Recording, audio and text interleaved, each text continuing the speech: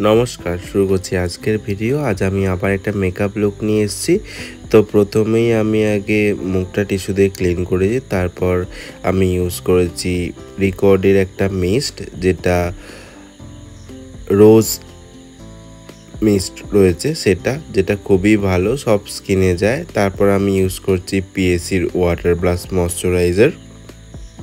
তোমরা তো সবাই জানো যে পিএসি ওয়াটার প্লাস ময়শ্চারাইজার কতটা জরুরি মেকআপের জন্য।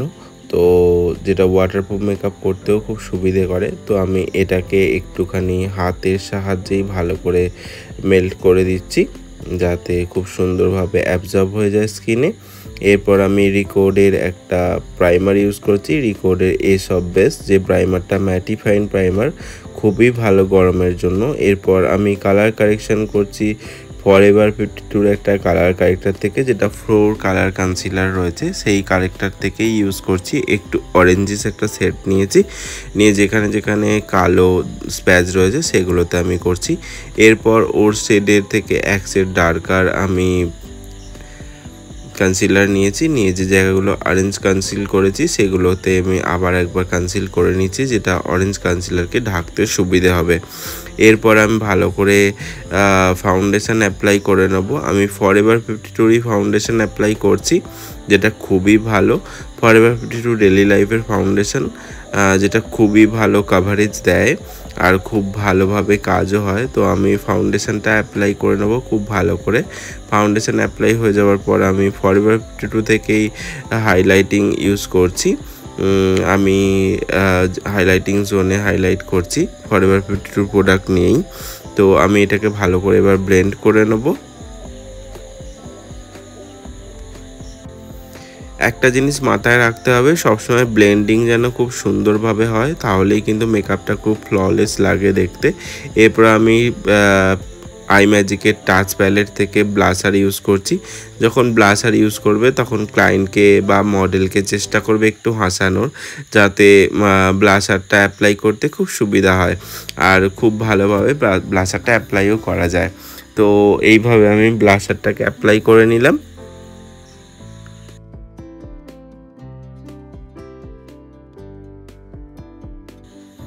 এরপর আমি হাইলাইটার ইউজ করছি, আমি হোজো হাইলাইটার ইউজ করেছি। এরপর আমি পাউডার দিয়ে মুখটাকে পুরো সেট করছি। আমি আই ম্যাজিকের নো কালার পাউডারটা ইউজ করছি, যেটা খুবই ভালো। তো আমি এরপর আই মেকআপে চলে যাব। তার আগে আমি কন্ট্রোর ইউজ করছি। আমি কন্ট্রোর ইউজ করছি মেকআপ স্টুডিওর একটা কন্ট্রোর প্যালেট থেকে, যেটা 5 শেডের রয়েছে, খুবই ভালো। আমি প্রথম থেকেই এই কন্ট্রোরটা ইউজ করি, খুবই ভালো কন্ট্রোর হয় প্যালেটটাতে। এরপর আমি আই মেকআপ করার জন্য লোয়ার লাইনে একটু পাউডার পাপ করে নিলাম, যদি কোনোভাবে ডাস্ট আউট হয় তাহলে সেটা যাতে না হয়। আমি আই মেকআপ করার জন্য একটা লাইটার কনসিলার নিয়ে আইটাকে কনসিল করে নিচ্ছি।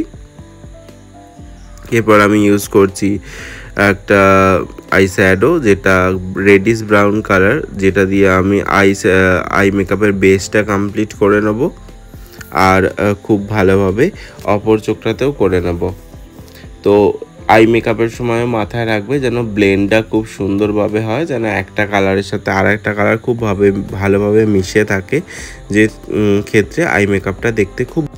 আমি এবার ব্রোবোনের কাছে একটা হালকা লাইট কালার নিয়ে আমি আই শ্যাডোটাকে ব্লেন্ড করে দিচ্ছি, যাতে দেখতে খুব সুন্দর আর অ্যাট্রাকটিভ লাগে। সেই কারণে, যেহেতু আমি আজকে একটা মুসলিম ব্রাইড ক্রিয়েট করছি, সেহেতু কালারফুল একটা আই মেকআপ করার চেষ্টা করেছি, যেটা দেখতে খুব গ্লজি হবে। তো আমি এবার একটা সিমার কালার নিয়ে আই মেকআপটাকে একটুখানি আরও বেশি ইনহ্যান্স করছি। আমি কাট ক্রিজ করলাম না, কিন্তু এফেক্টটা অনেকটা কাট ক্রিজের মতোই থাকবে। আর আমি এইটা ইউজ করছি অলিভ ফ্রেমের একটা প্যালেট থেকে নিয়ে।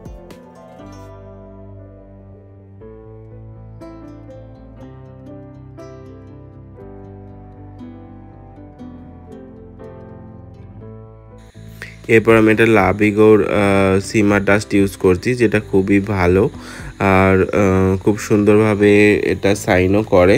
তো এরপর আমি ইউজ করব একটা চাঙ্কি গ্লিটার, যেটা ছিল ফরএভার 52। তো খুবই ভালো গ্লিটারটা আমি ইউজ করছি।